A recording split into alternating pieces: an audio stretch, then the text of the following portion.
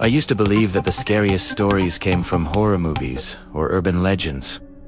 I was wrong. Nothing compares to the cold, paralyzing fear that comes from realizing the people you trusted, the ones you thought were your family, were hiding something darker than you could ever imagine. Before we get into this terrifying account, make sure you subscribed, hit the bell, leave a like, and a comment so you never miss more stories like this one. And trust me, stay until the very end, because the ending of this story will disturb you in ways you won't forget. The first experience comes from a man named Daniel, who escaped a cult when he was just 19. Daniel grew up in a rural town in the Midwest, raised by his grandmother. She wasn't the warm, gentle type of grandmother people usually imagine. She was stern, controlling, and had a way of speaking that made every word feel heavy with finality. She constantly told Daniel that outsiders were dangerous and that their family had a special purpose. At first, it just seemed like her old-fashioned way of thinking. But when Daniel turned 15, she introduced him to a small group of people who met in the basement of an abandoned church just outside of town. The first time he walked into that basement, Daniel said the smell hit him. Immediately a mix of mildew, candle wax, and something metallic, like rust or dried blood. The room was dimly lit by candles arranged in a circle, and about a dozen people stood around, their faces half hidden by the shadows. His grandmother guided him to the center and whispered, "This is your family now." The leader, a man named Elijah, stepped forward. He was tall, with sunken eyes that seemed to look right through you. He wore simple black clothing and spoke in a slow, almost hypnotic tone. He welcomed Daniel, calling him chosen.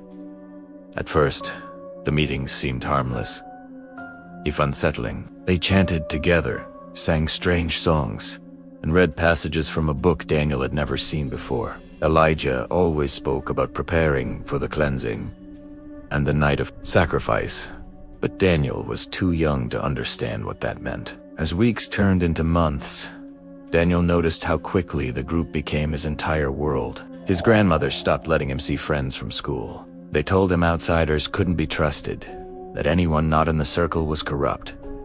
Slowly, he began to believe it. Then came the night of initiation. Daniel remembered being woken in the middle of the night by his grandmother. She told him to dress in black and follow her. They walked in silence to the church basement. The air was colder than usual, and the candlelight flickered against the damp stone walls. Elijah stood in the center, holding a knife that glinted in the low light. A small animal cage sat beside him, covered with a black cloth. He told Daniel that to prove his devotion, he had to spill innocent blood.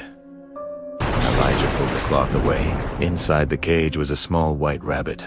Daniel's heart pounded as Elijah placed the knife in his hand. Everyone circled closer, chanting softly, their voices echoing in the tight space. Daniel said his hand shook so badly, he almost dropped the blade. He didn't want to do it, but the pressure was suffocating. His grandmother's eyes bore into him with something that wasn't love, it was expectation. He lifted the knife, and just as he was about to press it down, Elijah stopped him. He smiled, almost approvingly, and said, "You hesitated.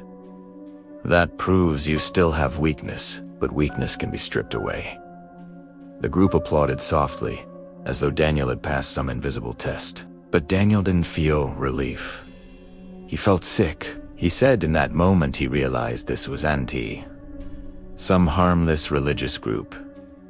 This was something much darker. Over the next year, the rituals grew more intense. Sometimes they'd gather in the woods at night, surrounding bonfires, chanting in a language Daniel didn't understand. Other times, Elijah would make members kneel for hours, whispering words that made Daniel's skin crawl, like promises of purification through suffering.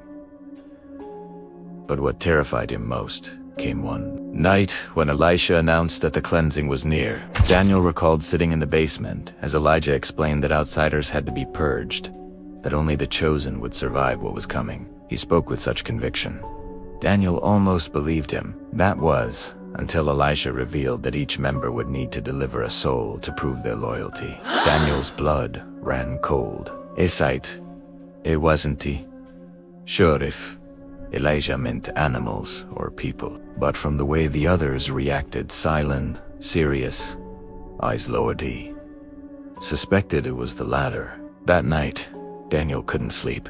Elaine bed replaying Elijah's words. His grandmother's approving nods, the way the group chanted in unison like they'd do anything he asked. He realized that if he stayed, he'd eventually be forced into something he couldn't live with. He decided to run. Daniel planned it carefully, waiting until his grandmother was asleep. He packed a small bag and snuck out the back door.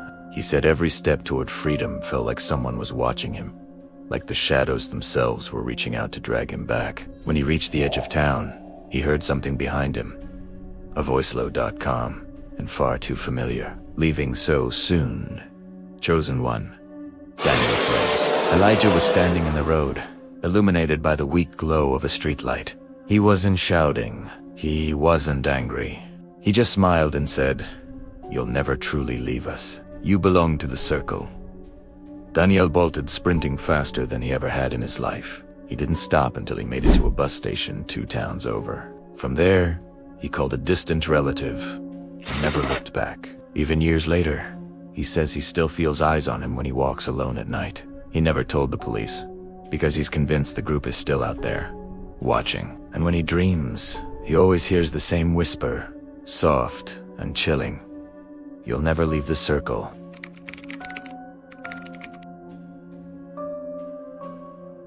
The second story comes from a woman named Claire, who says she still struggles to talk about her time in the group she once called her family. Claire grew up in a broken household. Her parents fought constantly. Her father left when she was 10, and her mother sank into addiction.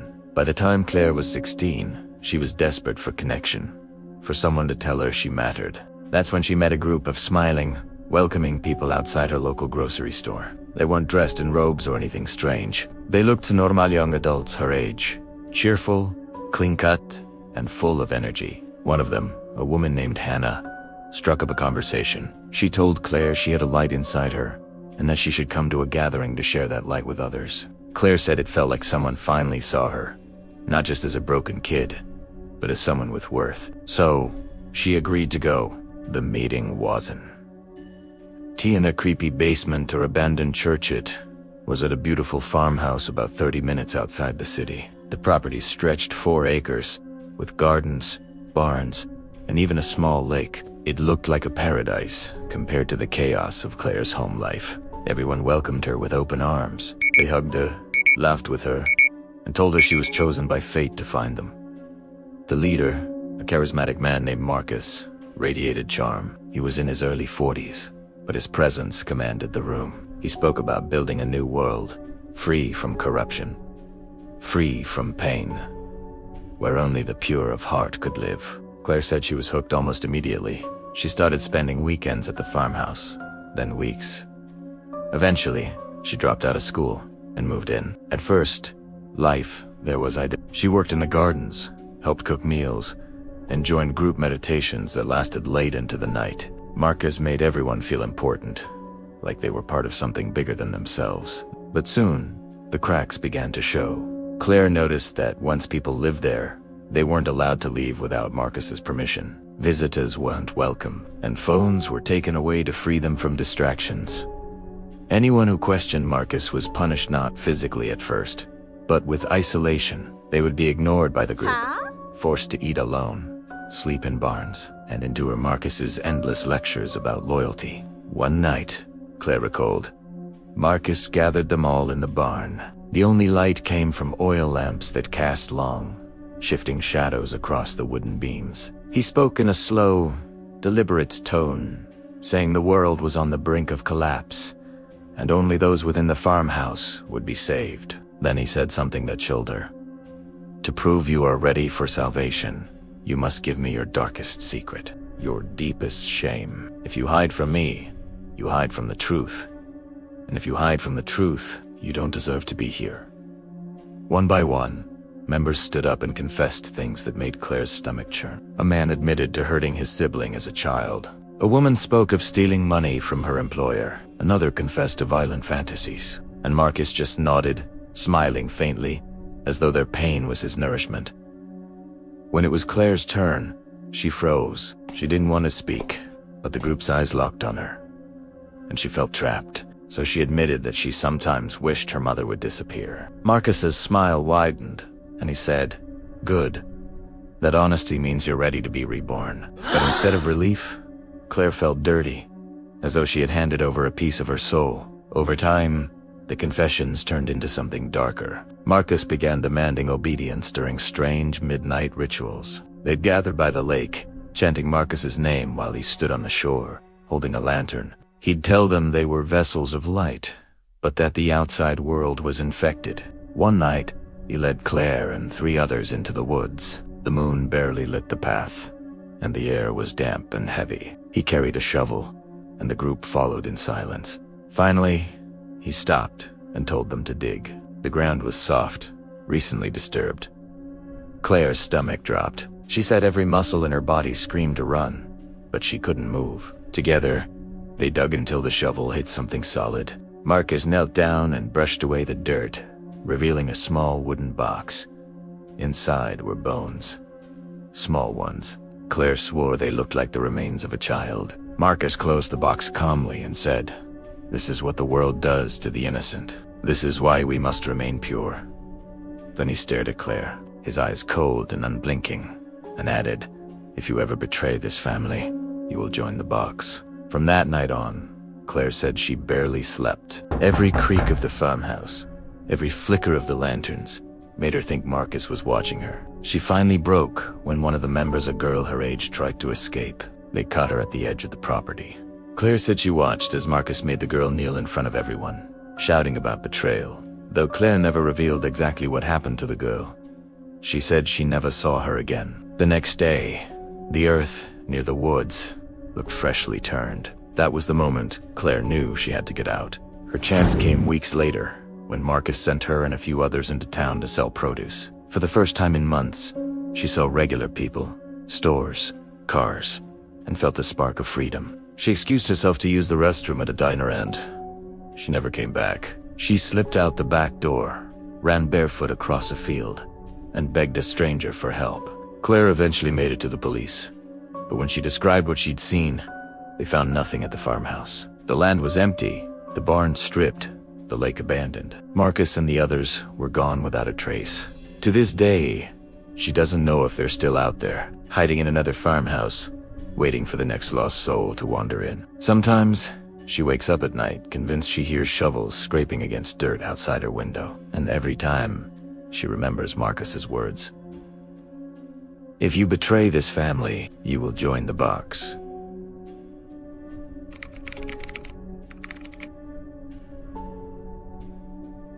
The third and final story comes from a man who asked not to use his real name. For the sake of this account, we'll call him Aaron. Out of all 3 stories, his might be the most terrifying because, unlike the others, Aaron says he never truly escaped. Aaron grew up in a quiet suburban neighborhood. He wasn't religious, wasn't searching for meaning, and had a relatively normal childhood.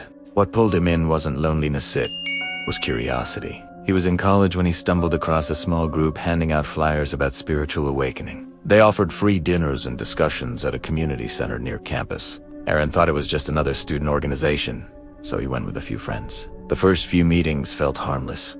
They spoke about love, peace, and breaking away from society's corrupt systems. The leader, a soft-spoken woman named Miriam, radiated calm. She wore simple white robes and had piercing blue eyes that seemed to hold anyone's gaze. Her words felt soothing, even hypnotic. Unlike the other 2 stories, this group wasn't openly strange. They didn't chant in languages Aaron didn't understand, and they didn't brandish knives or threaten outsiders. Their danger lay in how normal it all seemed, how subtle the shift was from kindness to control. Aaron said he started going weekly, then daily. Soon, Miriam invited him to live at the compound just outside the city. It was presented as a retreat, a place to disconnect and find true freedom. At first, Aaron loved it.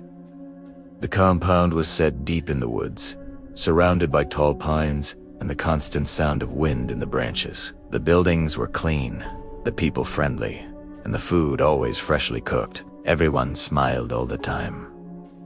Too much, he thought later. There were rules, of course. Wake before sunrise. Meditate for an hour. No contact with family unless Miriam approved. At first, Aaron brushed them off as harmless discipline, but slowly, The restrictions grew harsher. The smiles began to feel rehearsed. The meditations stretched into hours. Miriam's sermons became less about love and more about fear. She spoke about the shadow, an unseen force outside their walls, and how only those in the compound would be spared when it arrived. Aaron's first real moment of fear came one night during meditation. Everyone sat in silence, eyes closed. But when Aaron opened his eyes, he noticed something. Miriam wasn't meditating. She was staring straight at him. Not blinking, not moving, just staring with that same soft smile. He closed his eyes quickly, but when he opened them again, she was still watching. After that, he started noticing how often she did it. Always when no one else was looking. Always smiling. Always unblinking. One night, Aaron woke to the sound of whispering outside his room. The compound was dead silent at night, no traffic. No neighbors, only forest. But the whispers were clear, low and rhythmic, like a chant. He pressed his ear to the wooden wall and heard Miriam's voice. The shadow comes. The shadow chooses. The shadow takes. The next morning, one of the members was gone. Nobody spoke about him. His bed was stripped. His belongings vanished. When Aaron asked, Miriam's answer was chilling. The shadow has taken what belongs to it. We move on. From that day, Aaron couldn't shake the feeling that the shadow wasn't some abstract concept. He believed they were making people disappear. One evening, Miriam called for a special gathering. They met in the largest room, candles burning in every corner, shadows stretching unnaturally long across the walls. Miriam spoke in her calm, Miyazurode tone telling them the shadow demanded an offering. She walked through the group slowly, her bare feet silent against the floor. She stopped behind a young woman named Lily, placed her hand gently on her shoulder, and whispered, "Chosen." The room erupted in quiet chants. Lily's eyes widened in terror. But no one moved to help her. They just kept chanting, louder and louder, drowning out her cries. Miriam led her away, and the doors closed behind them. Aaron never saw Lily again. That night, he tried to leave. He crept through the compound, the forest air sharp and cold on his skin. But before he reached the tree line, he heard Miriam's voice, soft, but carrying through the night air. "You can run, Aaron, but the shadow runs faster." He sprinted into the woods, branches clawing at his arms and face, his lungs burning. He didn't stop until he found a road where a passing truck picked him up. Aaron made it back to the city, filed a report, and told everything he knew. When the police went to investigate, the compound was empty. No candles, no food, no people, just silence, as though no one had ever lived there. Years later, Aaron still wakes in the night to whispers outside his window. He's moved 3 times, even across the country. But the whispers always find him. Sometimes, when he passes strangers on the street, they smile at him too wide to rehearse and he swears he sees Miriam's blue eyes staring back. He said he doesn't know if the shadow is real, or if it's just Miriam's way of keeping her power long after he escaped. But either way, he doesn't believe he ever truly left. And the most disturbing part, he recently got an unmarked envelope in the mail. Inside was a single piece of paper, handwritten in neat, looping script. It said only one thing: "The shadow runs faster." That concludes tonight's 3 terrifying stories from X-Cult members. If you made it this far, I want to hear your thoughts, Wood. You've recognized the signs before it was too late. Or do you think anyone could be pulled in? Leave a comment below, hit that like button, and make sure you're subscribed with the bell on, so you never miss more chilling true horror stories. Because sometimes, the scariest monsters aren't creatures in the dark. Sometimes, they're people who call themselves family.